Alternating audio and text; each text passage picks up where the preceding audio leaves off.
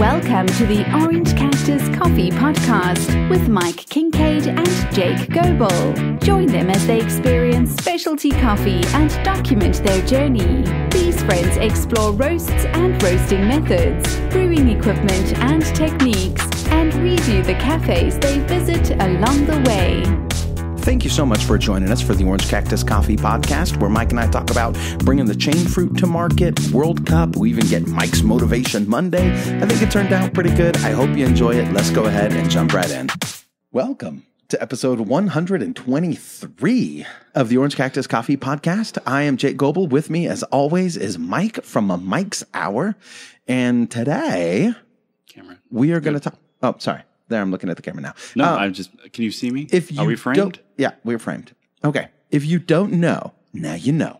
We have a YouTube channel. We've got a Facebook page. We've got a Twitter handle. We've got an Instagram handle, I guess, with Insta page, whatever they call them. I don't know. I don't know what we got, but we're out there. We're out there on the social media. Quit hitting the table, Mike. We're out there on the YouTubes. We are on the podcast, of course, because you're listening. You can hear me. And... I think that's pretty much it. You can check us out there. You can leave Facebook. I think I said the Facebook already. Oh, sorry. Yeah. I just checked in. Yeah. If you're listening, go leave us a review on, iTunes, Stitcher, Google Play, wherever you're listening. Hook us up. Take care of your boy. All right. Okay. Moving right along. Next. We're jumping right in. Let's begin. We spent a long time trying to find a naturally processed coffee that we liked. Oh, I don't want to go there. And we came up with a category name, right? We've got a couple different category names for our coffee. One is the saguaro. And in that saguaro, it's kind of that common cactus that you think of when you hear the name, that iconic cactus. When you hear the name, the word cactus, you think a saguaro. Well, they are native to Arizona and northern Mexico. Yes. And that iconic cactus is what we wanted to represent our category of coffee that stood up well to cream and sugar, that was kind of the everyman's coffee, the coffee that's friends with everyone at the party. Like you show up at the party and there's that one coffee in the corner. No, they're not even in the corner. They're out on the dance floor, shaking hands, high-fiving. They're with everybody. You want to throw a little cream and sugar in there? Good to go. That's fine. If you want to drink it neat without any cream and sugar in it, good to go. That was one category. The second category that we came up with, and I'm sorry, that first coffee that we had was a Mixteca from Mexico, and it was roasted on the Bmore 1600 plus. That is the first roaster that we used to sell coffee, and we sold out. Mm-hmm. It was great. And we drank it. It was so good. Sold and drank. We coined the term candy in a cup because it was such a great coffee. We tried to find more of that bean because we didn't order enough. Yeah. And we failed. We added another category, and that was called the King Cup. Yes. We thought that it would be a nice washed coffee that was very clean, very crisp, had maybe some bright acidity, and we wanted it to be more stone fruit, more lemon zinger, lemon zest, little lemon lime. Than what the average drinker would have. That coffee that would be fit for a king. And we wanted you to be able to enjoy it neat, which is how we recommend drinking it. And we wanted it to taste the way it smells. We wanted it that aha moment for coffee drinkers where they're like, I don't have to add the raspberry mocha International Delight creamer to coffee for it to taste good. Yeah. This coffee has natural flavors in it that are very appealing. Yes. And the King Cup cactus seemed like a good fit. Yeah. Just for that. Namesake. For the namesake. We liked it. It's also native to Arizona. It is a less common cactus or less iconic cactus. I think some element of, I can't remember offhand, was the rarest. Either the flower or something was one of the rarest. It's a cool cactus. Yeah, exactly. And so it looks like a cup. It's bright red. It's kind reddish orange. It really fit. Fit the brand. And then we decided we wanted another category. And it took us, it's taken us over a year to find it. Mm-hmm. And a naturally processed kind of just blueberries to the face, slap you in the face strawberries. And to get to that category, we put in a lot of work. We settled on the name, the ChainFruit, for that, which is a jumping cholla. We looked at many. Should we talk about a few of the... We looked at many. That's true. Go ahead. You tell them. What was it? Well, we had the golden... The blue candle. We had the blue candle was the first one. Then there was the golden chola, I think. Yeah. The golden chola. And then I wanted to... I didn't like... I didn't rainbow, too. I didn't want to use the word chola in there. Just because it's kind of weird to pronounce. Is it choya? Yeah. Is it choya? Sure. Chola? What is it? Chola? Nothing what fit is it? 100%. It didn't really fit. And then trying to put it on the card in 2 words, it didn't really fit together. It was kind of strange.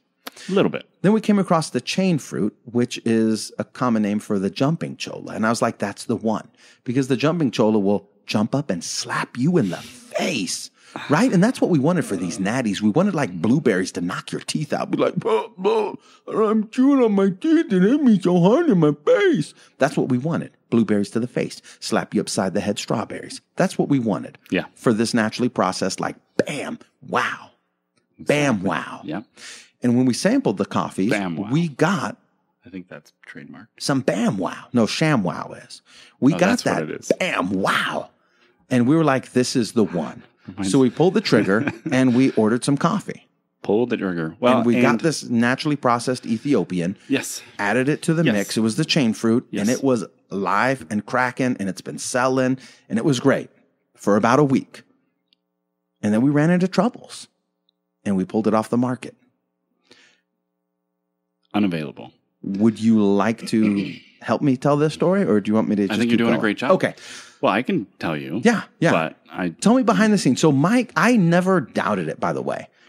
I thought it was always great. I hit you out of the blue. I roast, like when you open the bag, you smell it. It was like one of those 2 a.m. drunk texts is what it was. It was like, what is wrong with this I hope you're having a good Saturday. By the way, I've removed this from the site. By the way, I don't want to be in coffee anymore. Maybe we should talk about this. I've left the roaster at your door. Enjoy. And I'm out. But for me, every time I open the bag for the ChainFruit, I'm excited because it smells, it's like that natty, that real fruity, strong smell. And when I make it, it tastes fruity. It tastes good. And nobody had complained. I thought it was great. But I didn't. Mike didn't. I didn't. I was extremely happily married to it at the beginning. Yeah. It was the honeymoon period. And when the honeymoon was over, it was a wonderful coffee. The sample, and then when I first got it, even the first few batches, though not 100% dialed in, I still thought this is what I expected.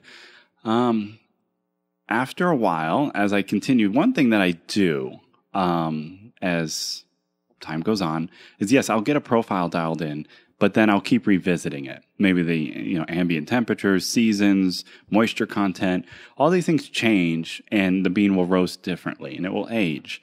And so I constantly redial in the profile, so I'm retasting it, cupping it, and that's what I did with the ChainFruit, and it was just coming up very flat. And I could not figure out why it was not as flavorful, as bright, as it's not hitting me with what I expected. At the same time that Mike is telling me, or he's shooting me a text like, this is flat. The feedback that I'm getting from some of our customers is this. This is the coffee that I have been looking for. Like, this is exactly the flavor profile that I've wanted, that I thought coffee could taste like. I mean, minds are being blown. Lives are being changed. The red pill is being taken, and we've got people going down the rabbit hole of coffee awesomeness. That's what I'm getting. That's the world you're in at the moment. Like the exact same time. Like I get that message on Thursday and Friday, and then Saturday morning, Mike says, something's not right about this coffee. And I'm like, okay. Tell them how you really felt. Thought. No, What's wrong with you? No. What is wrong? Yeah. I respect the process. I said, hey, if you're not 100% in love with what you're doing with the coffee, you don't feel it's right. It doesn't matter that I am enjoying it. It doesn't matter that lives are being changed and minds are being blown. If you, as the person selling it, lose confidence in what you're selling, you got to stop. You got to put a pause on it. You do. You got to put a pause on it. No choice. And revisit it. Hit the reset button. Because there's no way. If I was doing the roasting, then I'd be like, okay, Mikey, well, you're a minority, you're one, and we've got a dozen people over here loving it, so sorry. Yeah. You know what I mean? Mm-hmm. But you're the roaster. You're making it. And if you're not in love with it, if you think there's a problem with it, then I think we put a pause on it. Exactly. And if you think that it was bad, like if we sold people bad coffee, then we should refund it to them and send them something different, just out of the blue. Mm-hmm. Yeah, just make good on it. So many thoughts were going through my mind. The problem was the people that were buying it were loving it. We had good feedback. Yeah. Exactly. So I was having many thoughts, and I was wrestling with it, right? You have the excitement of a new coffee. We're selling. Let's keep it going. A whole new category, not just adding a new coffee. A whole new category. Spent hours with the website trying to make it as good as I could, coming up with new stuff. Spent hours drinking it. You get to a point where I'm like, okay, if I go down this path, I might have to be humiliated in some sense and say, you know what? It's not very good. We're going to pull it. We're sorry. Here's your money back. Which I don't mind doing. Which, I'm a big fan of that. Exactly. When it comes at the end of the day, your integrity is what you have to stand on. Yeah. It's the only thing that will, make you have any. It's the really real longevity. I mean, right. You can't just pretend it doesn't exist. It's never going to be good. So I have that thought. But then I also have the thought, okay, maybe I'm in a silo, which you have to be careful of, because if you are tasting coffee and doing something, purely on your own opinion and your own taste, it could lead you into, the stance of being the minority. And maybe you're not quite tasting it for what it is. Maybe you're too close to it. Maybe your perception of reality, for whatever reason, at the moment is skewed. Is off. Well, and I also think when you're in a roast, when you're somebody that's actually controlling, in some sense, what it tastes like, you can get paralysis by analysis. Really can. You can be so many different factors, overwhelmed with trying to dial it in perfectly, never being content with it, that the better becomes the enemy. So I'm of the having good. All these thoughts. Mm-hmm. I just knew at that time being, let's just take it off, let's put it out of stock and reassess what's going on. Because I was roasting, sampling, and not getting what I wanted from it. So then he put a pause on it, and I start getting angry messages, including one from my bro saying, "Oh, so you sold it all out and you didn't save any for me. Thanks, jerk." You know what I mean? Yeah. And then it's like, well, no, it's kind of a long story. Hang tight. And so we started doing a little bit more research into it. Like, what's wrong with the coffee? If there's something wrong with the coffee, can we fix it? Is it just Mike? What is it? Mm-hmm. Exactly. So I did, many things. First, I started off with just changing profiles, roasting it many different ways, many different ways that I could, researching, because natties are different. They respond different to heat. They have different moisture content. And I even reached out to La Bodega, who we bought the beans from, and said, "Hey, I'm experiencing this. What are you, expecting?" At one point, I found a tear on the side, and I'm going to update you on that. Of the GrainPro. Yeah. That you don't know about yet. Oh, okay. A tear on the side of the GrainPro. La Bodega sends you, it comes in a GrainPro bag, right? Hermetically sealed so that it's to prevent, oxygen and any external particulates from getting in and damaging the flavor. Yeah. That GrainPro bag, though, is inside of a burlap bag. So you can't really see it. So I'm like, I'm going to pull this out. I need to look what's going on. It seems like maybe it's not sealed or something's not right. So I pulled it out, and sure enough, there was about a 2-inch hole along the seam in the GrainPro bag. And I reached out to them just explaining my experience and had a conversation with them about the beans. And, I think it was Simon over there. He felt that even if that hole was there for a while, it shouldn't be a cause necessarily for what I'm experiencing. And so I said, okay, well, let's continue on. I still wasn't sure if we were going to relist it. I thought we were just going to take it off. A good lesson, though, when you get your beans, to inspect the bags, inspect everything. Still a good lesson. It's good to take, because even, Genuine Origin or La Bodega, they use GrainPro, but they're inside another container, whether it's burlap or a box. You can't really tell if the bottom of that GrainPro is intact. So I would recommend now, is my takeaway from that, is to inspect it. But I'm going to update you on that in just a moment. Okay. There's more to that. I'm excited. Hole in the side. No, it's not exciting. It's more embarrassing. But Ooh, anyway. then I'm even more excited, as long as you're embarrassed. Well, I have a theory now. So anyway. You tore it when you pulled it out? I took the bag out. I put it in another GrainPro bag, sealed it up, and, said, okay, well, maybe it's hasn't been there long. We'll reseal it. Yeah. Started doing some more profiling and trying entirely different approaches. Going super quick, having roast finish 8 minutes, having roast finish 10 minutes, 12 minutes.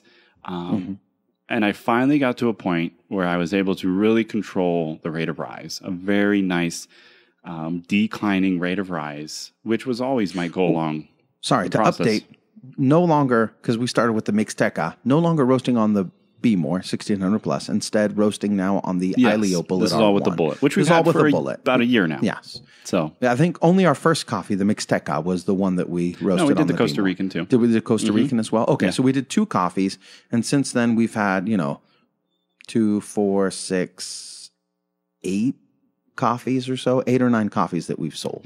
So probably 2 on the B-More and the rest 6 or 2 7. that we sold. Many, many more that we did not sell right, on that the we B-More. just drank and we roasted a experimented lot with. as we learned. Yeah. So you're sorry. right. So yeah, you dialed in the rate of rise with something that you were very happy and with. I think I got the time. And I went back and I consulted the master, Rayo. Scott My last Rayo. class that I was a part of, the master's class, there's an ongoing, Facebook group, which is great about his classes, is that there's a discussion in the thread that continues and people still posting questions and he's still answering. I think there's another one coming up next month in July, isn't there? There is, but I don't think there's any online.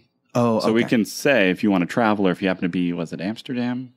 I don't remember. It was in one of those countries. Was it in Europe? Yeah. Okay. But I don't think there was an online availability. Could be wrong. We'll check. We'll find out.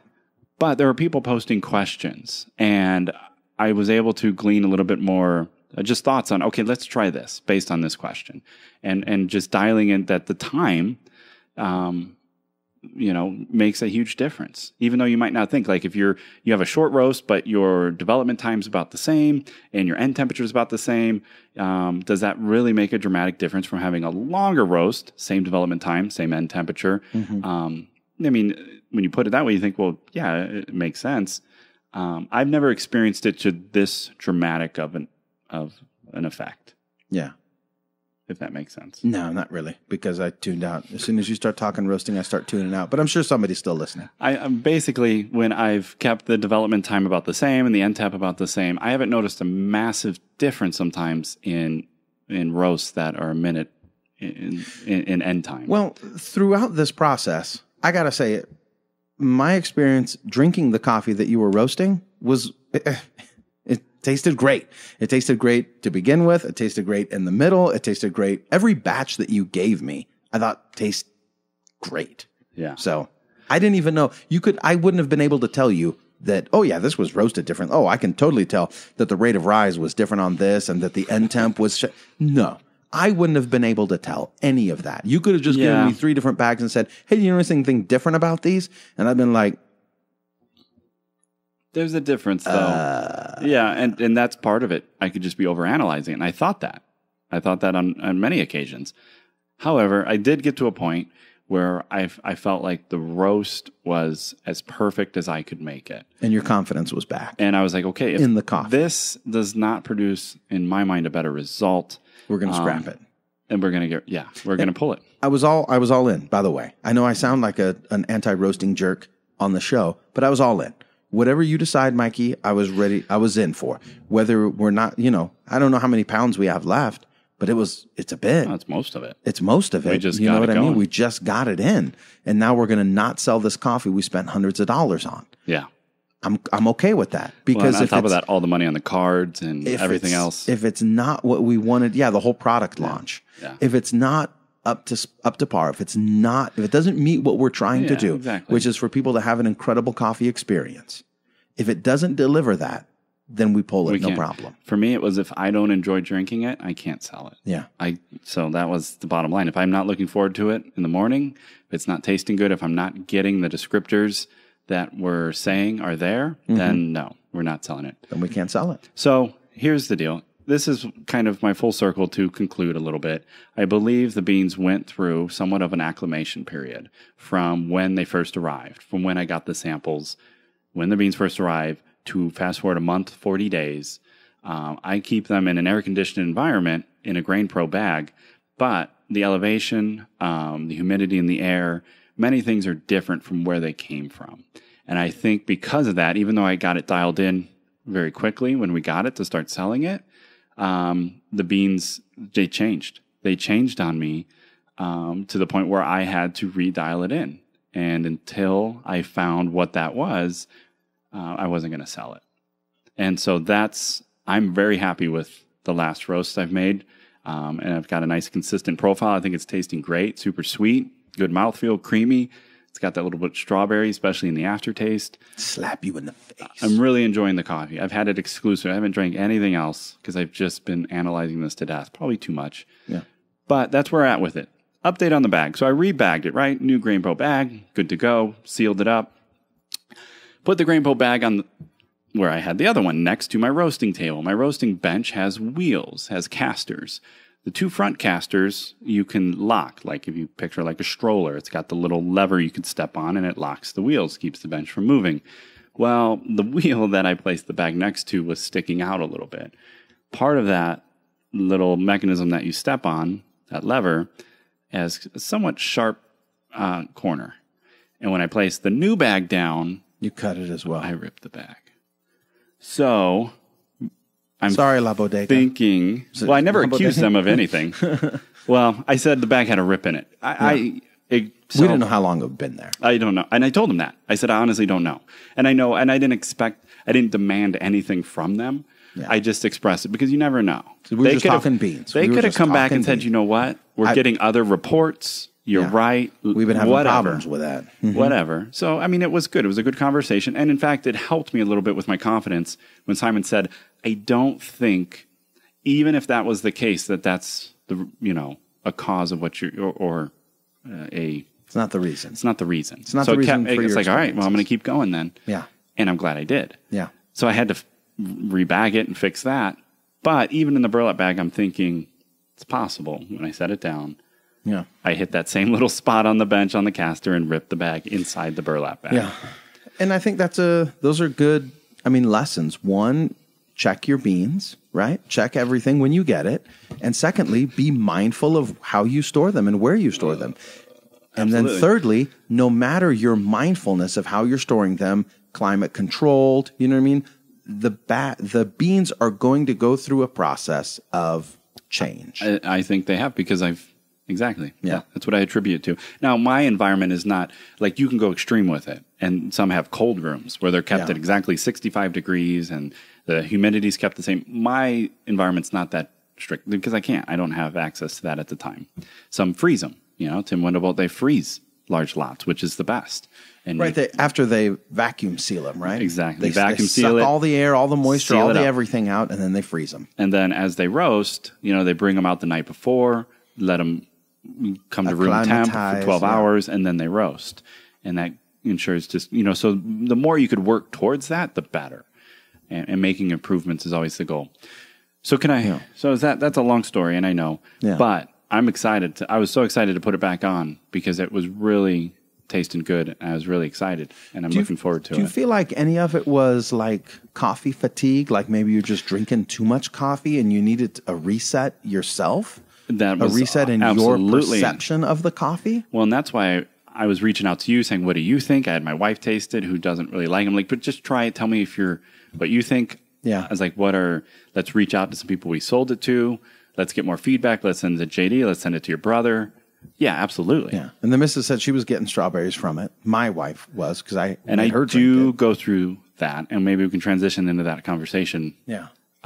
Just fatigue with drinking coffee. And I think by that you mean the experiences you normally get specific to flavors and mouthfeel and all the enjoyable things, right? The sensations. Yeah.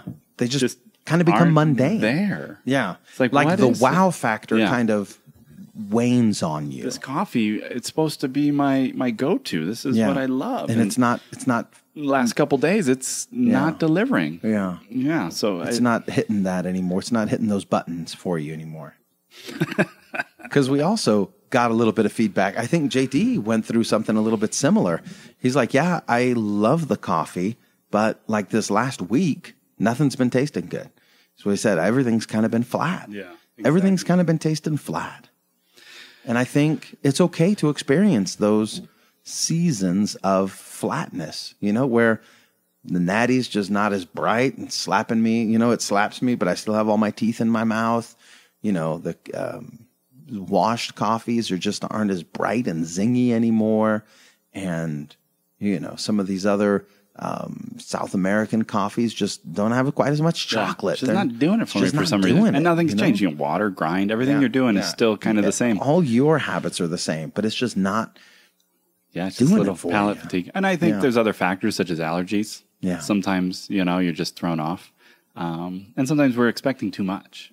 Yeah. Like we're just expecting nonstop, continuous wow. And that's just not going to happen. Always going to happen. It's not going to happen. But the way that you put yourself into a position to have better experiences is you start being more mindful of these things. Like if you're just new into the coffee game, I think one of the easiest ways to try and up what it is that you're doing is is just looking for a roast date on the bags of coffee that you're doing. Like there's a time when the coffee is going to get flat and it's not coming back. Oh, yeah. Like if it's been 2 months, 3 months, and you're taking a look at the coffee, no matter what it is, it's going to be flat. You don't even give yourself a chance. You don't even get the chance to get the wow. Experience, yeah. And I've just became more mindful of that recently as I've just been kind of taking a look and examining a few other coffees that were given to me where it's just like, if there's no roast date on it, and I talked about this a little bit in the Daily Ristretto, if there's no roast date on it, you don't know what you're going to get, what you're going to find, what's going on with that. Well, and I think that communicates more. The fact that there's no roast date on it? I think there's no roast date because they don't want you to know when it was roasted. Yeah. I mean, if it's not a selling point. Yeah. Knew the value and importance of it, it would be there. It would be in my opinion. Yeah. And if you're selling coffee that is months and months old, or you're buying coffee that's months and months old, let's forget about selling coffee. If you're buying coffee that's months and months old, you're not going to get the best representation of that coffee. No. And you might be disappointed because here's the thing, right? Very few, if any, have a pricing model that coincides with the age of the coffee. Yeah. And if they do, that's hard because then you're also saying, well, I'll sell you this, but I'll give it to you at half price. Some do. Some say, these are old beans, $10, whatever, half price. Yeah. It's my cold brew. But then it's like you're selling an inferior product. I don't know. And is that good? But I think it affects your brand. You know what I'm saying? I would rather nobody drink it. The beans start at 25, a week off their 20, 2 weeks off their 15, whatever, 3 weeks off I'm not comfortable with that. Like, look, if I mail it to you, like this last batch, Mike roasted them Sunday night. We had 5 orders out Monday morning. Yeah. Well, we have a communicated SLA on our website. And so here's the deal. You get that. So if I send it out Monday morning, so it's Tuesday morning. I mean, maybe some people haven't gotten it, but it's like 2 to 3 days. Yeah. That's the farther away you are, the sooner you'll get it. Kind of the better. Yeah. Kind of the better it is. But it's weird, but it does work out sometimes. That's the way the post office works. Phoenix, 4 days. Sorry. Yeah. Atlanta, 2 days. But so you get a 2 to 3 day, you get it in 2 to 3 days from when it was roasted. So like if we roasted it Sunday night, mail it Monday morning, if you get it on Wednesday, you're still in the sweet spot to start, and you're going to... It's coming right into it. Yeah. You're still going to taste the beans changing a little bit. Yeah. And if you get it on Thursday or Friday when you start drinking, you're kind of right in the zone with it. That next weekend, you're going to have a great weekend with that coffee. And then, over the next week or two, you want to finish it. You want to finish that bag. If you don't, it's going to flatten on you. It's just the flavor is going to start to wane. And I would say within that first 6 weeks, you're probably okay. Yeah. We would prefer 4 weeks. Yeah. We'd prefer you to drink it within, 4 weeks, a month of when you get it. we'd prefer it to be gone. But if it's not, it's still going to be okay. You can still enjoy it. Yeah. Absolutely. But it's not going to be as fresh as, when you first get it. And I think that makes, I know that when you look at the beans, you don't think they should change, but they do. Mm-hmm. And it's not, you don't visibly see it like we liken it to apples or whatever sitting out. But you can see the apple change. Yeah. And you're like, that looked nasty. I'm not going to eat it. But similar. It's a good example. But just think of it in those terms and just know that spoils. You want to be looking at the roast date. Yeah. Look at it. Exactly. I mean, what are your thoughts on going into a grocery store, Mike, and buying coffee or at the specialty? Yeah. What is it? How do you approach that whole process? Well, here's an advice I give many people when they first come to me. And a lot of people come and say, I love coffee. I'm a connoisseur of coffee. I enjoy coffee. I seek it out. I buy better beans. I grind fresh. And you ask, well, where are you getting? And they go, well, I go down to the Whole Foods market and I find, kind of what they have to offer. And I get the ones that are stamped USDA, Rainforest, certified, blah, blah, blah. Mm-hmm. And I buy those. And I pay $5 more a bag because it's got to be better. Usually that's how the conversation starts. And I said, well, if you're going to buy from those typical stores, and this is a general statement, it doesn't apply in every case, you would be better off just going to Walmart. And here's why. Look at everything Jake just mentioned. When was it roasted? Does it tell you what the origin is? Does it give you any type of flavor description? Or does it have just, drink within a year?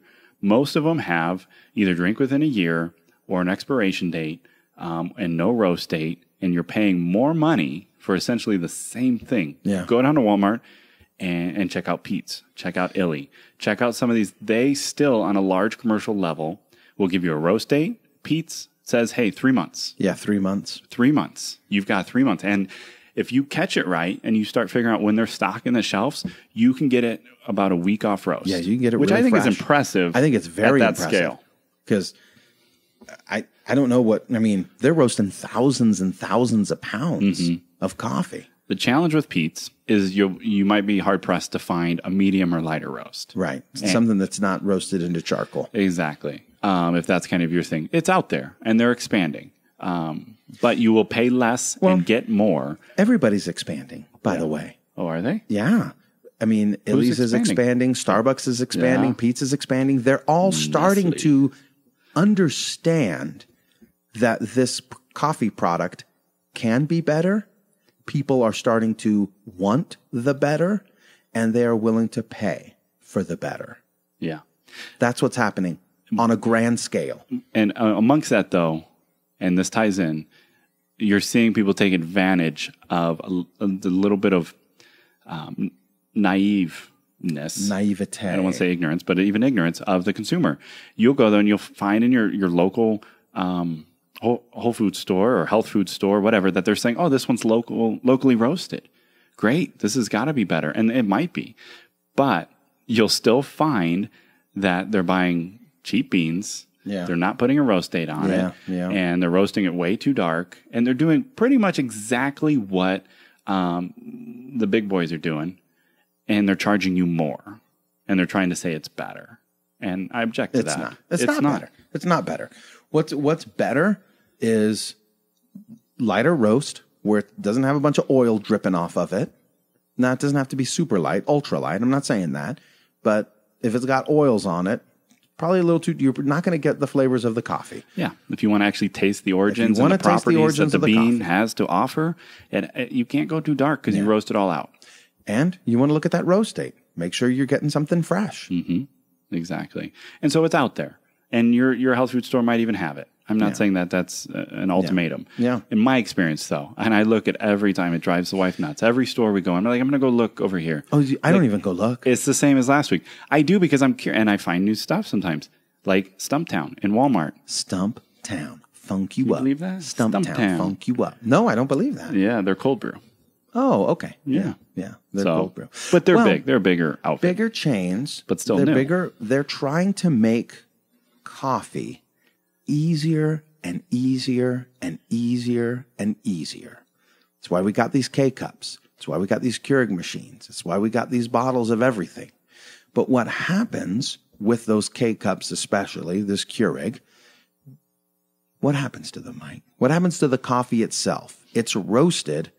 It's over roasted in order to combat something. Yeah, we were talking about this earlier, right? Yeah. This circle of madness, this spiral, twin pillars of madness. The twin pillars of madness. I think it's this perpetuating thing that they make these brewers for more convenience, but unfortunately, they're notorious for under-extracting or really weak ratios, like 25-1. Yeah. And so the only way to get anything out of that coffee is to use an over-roasted coffee. Take an over-roasted coffee, under-extract it, and we get something that maybe is palatable. You barely get a little bit of water over that over-roasted coffee, Yeah. and then you get something bitter and, a bitter water coming out the end. Exactly. And you're like, oh, this is good, strong coffee. And so when you take these brewers that aren't set up very well and you actually put good, well-roasted coffee into them, it under-extracts. And so it creates a sour cup, and they're like, oh, this is giving me nothing. Or it's super weak. They're not tasting any carbon, so they just don't think it's very good. Mm-hmm. And that's a challenge. Or conversely, you take the over-roasted coffee and you do a proper extraction on it. You're like, I don't like this method. What do you mean this? The AeroPress, this is bitter. Yeah. Well, yeah, because we're using bitter coffee. We're using over-roasted coffee. Mm-hmm. So I think that's the challenge. Not that you can't figure out ways to use these brewers. There are better ways to even use a Keurig and get a better cup and doubling up. You can, in a sense, hack some of them and improve your results. Maybe I'll link to the article that I've got about hacking the Keurig. I think it just starts with knowing that. That's kind of the conundrum, if you will. Know where you're at and why it happens. Exactly. Yeah. This know is what why it is you're dealing you with. think you like dark, over-roasted coffee because your brewer is an inadequate brewer. And you need that to get anything. So you've done well. You've done the best with what you could be expected. And for that, we applaud you. And so, I mean, that's kind of what I'm saying. Does that make sense? Absolutely. Yeah. Absolutely. So you start with something that's broken. It doesn't work properly. It doesn't work very effectively. And you've tried to get what you can out of it. Exactly. And the way that you do that is by using over-roasted coffee beans to go with your under-extract, your mandated under-extracted coffee brewer. Yeah. And that's not saying you can't use a batch brewer and keep your life simple. There's just better brewers. And yes, you'll have to pay. Unfortunately. And that's what I'm going to pay. Instead of paying for better coffee and better brewers, I'm just going to pay for the International Delight Creamer. Yeah. And I'm just going to pour a little bit of that in there, and now I get the flavors. Just call it good. The flavors. But put that a bow on it. Something happens when you stop using those International Delight flavors, and you stop putting a bunch of sugar in your coffee. Your palate actually starts to change. The way that you experience the coffee changes. Your sugar sensitivity. So I got some coffee gifted to me by my dear sweet mother, who Thank you, Mom. loves this over-roasted coffee in her Keurig machine. And I appreciate you, Ma, and I love you, Ma. Thank you, Ma, for thinking of me and sending me coffee, Ma. I don't want to act like I'm not thankful, Ma. But at the same time, if we're adding cream and sugar to the coffee, that's kind of what we learn to expect. There's a flavor profile that we expect every day. And my poor wife, over the last 2 weeks, I cut her off of sugar because I have, it's Mike's fault, to be real honest with you, because I ran out of the Guatemalan saguaro, which is candy in a cup. And I go through like a bag in a week or less than a week. I kill it. Because it's so good. I put a little bit of cream, a little bit of sugar in that. I can drink like 4 or 5 cups of those a day. It's not good. It's not good. I'm drinking that much half and half. So what I do is when I'm out of that, I switch to the Kenyan and the Ethiopian, the King Cup and the Chainfruit. And I drink that on, use the Hario V60. So I have it on pour over, and then also on espresso, especially. That's what I do. And I find that Kenyan is really good on espresso, the King Cup. I love it on espresso, and as long as you don't put too much milk with it, it's like a lemon loaf, kind of. You know what I mean? It's not, you wouldn't expect... No. I was surprised. Like a fruity coffee to stand up well to the milk, but it actually enhances it. Like the stone fruit, it's sweet. It's like a grape. like a peach loaf or a lemon loaf. Yeah, it was good. Is what it tastes like. And even the missus, I made her cappuccinos, and I make her cortados, and that's what she's been drinking. And then today, of course, my sweet mama sent me some coffee, and so I made it up for the missus the way she used to drink it kind of 2 weeks ago, which is with cream and sugar. And she's like, it's so sweet. I can't even really get much of the coffee. I may have put a little too much sugar in there, but still, when you go from I'm just saying it's too much. From nothing. Yeah. You know Going what back I mean? to what you used to you're have. starting to develop the ability to taste the different flavors in the coffee. You're actually going on the flavor train. Yeah. Jump on this flavor train and come experience it. Yeah. Recalibrating your palate.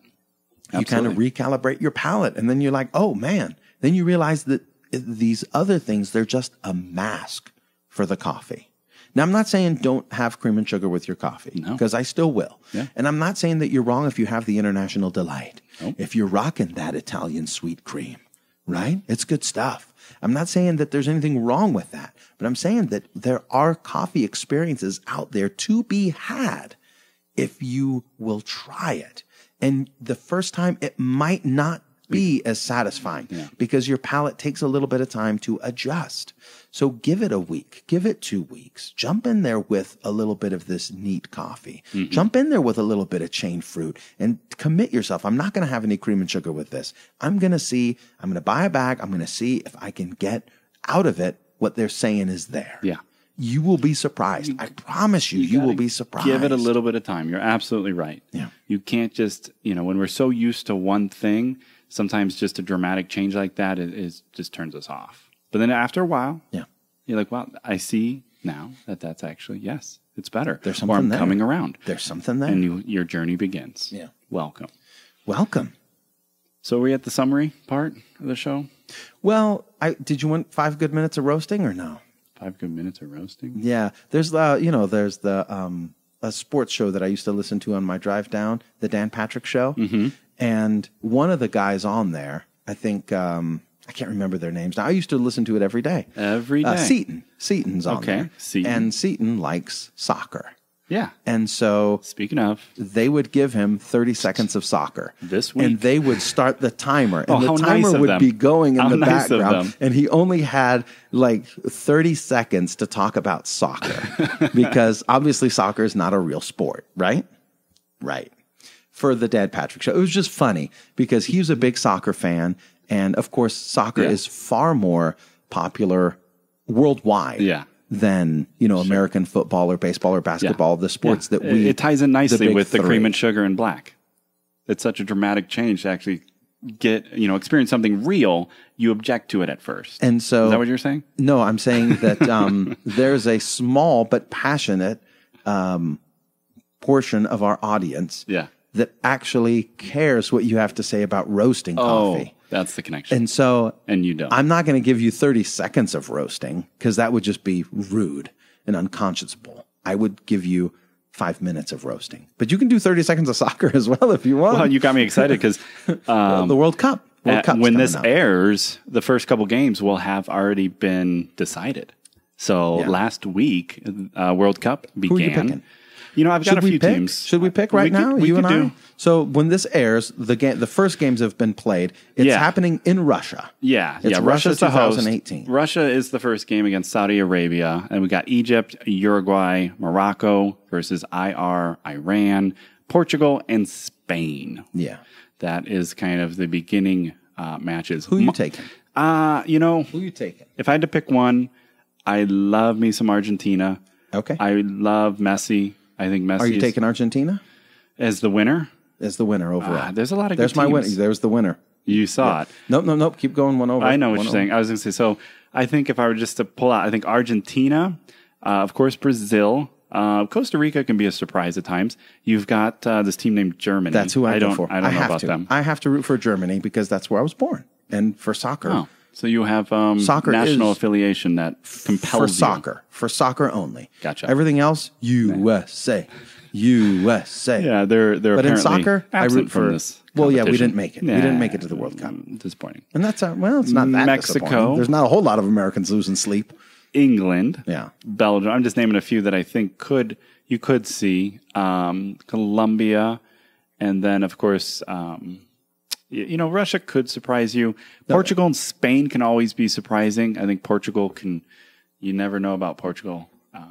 You never know about any of it. But that's what I think is exciting. But so who are you picking? Argentina? I enjoy Brazil? watching Argentina play the most. Sounds good. So you're gonna pick Argentina. I'll go with Argentina. I'm gonna pick Germany, and If What if you that's the final? That'd be sweet. Send me an email. That would be sweet. You know, well, if you guys are digging soccer and you send me an email with a pic, Jacob@orangecactuscoffee.com, I will keep it.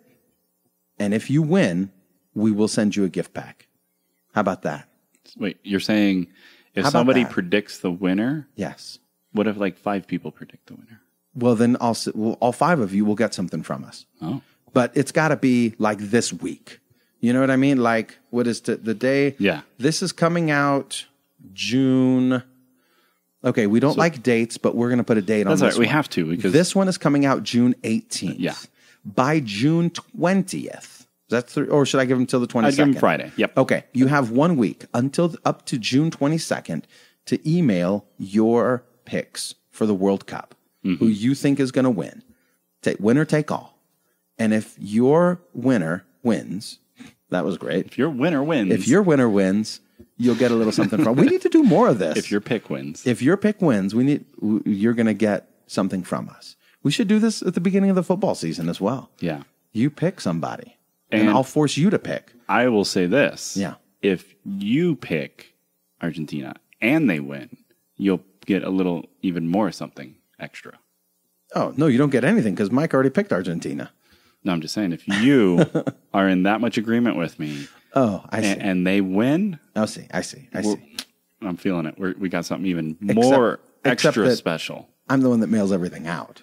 And if you pick So- Germany and Yeah. Germany wins, you'll probably also get something a little extra. You're actually going to special. get it in the mail because if Germany loses to Argentina, like in the final, then all you Argentinians, you probably won't get anything unless Mike actually ships it. Yeah, And I know where the post office is. Do you? Yep. All right, I'll ship it. Your box will come with like 30 stamps, all marked up. All right. But that'll be exciting. So did you want to? Are we done? Yeah, we'll talk about roasting another time. We Yeah, could no, talk I don't want to talk about a little roasting. I want to talk about something else real quick. Oh. As an encouragement on your Monday. Sorry. Wait, you got something? bit. No, I'm shutting you down. Goodbye. We're not gonna? No, I'm just teasing. You Oh. can encourage them. I want to encourage you. Here's the thing. Motivational Monday? Motivational Mike's Monday. Motivation Monday. It's a new segment, Mike's Motivation Monday. I'm putting this in here. I don't know if I can do that every time. I just have something based on conversations I've had over the last week that there's a theme. And the theme is this. Things that are worth doing are not going to be easy. Right? They are not. If they were easy, as cliche as it is, everyone would be doing Everybody it. would doing that. Everybody would do And it. I say that because I've seen a lot of discouragement with people that are trying to do something with coffee or just maybe various things, but specifically in the coffee space. And they've faced challenges. Their roaster broke and they're cursing the fact that they bought this roaster and they want to give up and they don't know why they made this decision. And, they're kind of just ready to throw up the white flag and run and hide. Or their batches are not turning out as well. And not everyone. We get a lot of good feedback that says, hey, what more can I do? And they're fighting that fight. And I'm excited to be there and provide what information I might have. But others come and they're already defeated. They're already defeated because things aren't going, as planned from day one. And I would say that anytime you do something that's worth doing, it's not going to go as planned. And you're going to have struggles. You're going to have fights. And you're going to have things that don't work out. You're going to have shortages of funds. You're going to have machines break. You're going to run out of whatever. You might have to hit a reset button on an entire project or, completely scrap it and start over. But it doesn't change the fact that you have to sometimes fight and push through it and realize that anything that's been built of anything that you aspire or look at or whatever kind of motivates you, whether it's a person, a company, an individual, individual, kind of the same thing. Sort of. But, maybe it's a collective, a corporate solidarity, as they would say, one individual that represents a mass of people. Whatever inspires you, if you look at their history, most likely they faced opposition. And it's that opposition that is inspiring, that they overcame that. Yeah. So that's maybe where you're at. Maybe you're at that. Nobody had a free ride. Exactly. Doesn't matter who they were. It is that story, that fight, that perseverance that makes it worth doing. And that's what gives you the reward when you finally see progress and you accomplish something. And you fight through that roast profile or fixing the machine and maybe it's not even roasting related. And then you get to hire somebody and they're going to complain about you. The boss really stinks. Well, he doesn't know what he's doing. Exactly. I hate working here. That guy's a turd. This is so inefficient. Yeah. Or you get that guy was lucky. Yeah. So fortunate. Everything given to him. Oh, he's had everything handed to him. Yeah. That's hardly, if ever, the case. Yeah. But don't listen to that. Don't listen to those haters. No. Keep going. Use that as fuel. Keep fighting through it. Keep going. Hang in there. Fix it. Break it down. What's wrong? What do I need to do? What's the next step? Yeah. Rely on those around you that are there supporting you, and keep at it. So that's it. I don't know. Thanks, Mike. Yeah, that's good. That's all I've got. And Jake, we've been without coffee for far too long, so let's go ahead and fix that. Oh, you know we did. Thank you so much for listening. As always, you can check the show notes at orangecactuscoffee.com/episode 123. Thank you so much for listening, and we will catch you next time.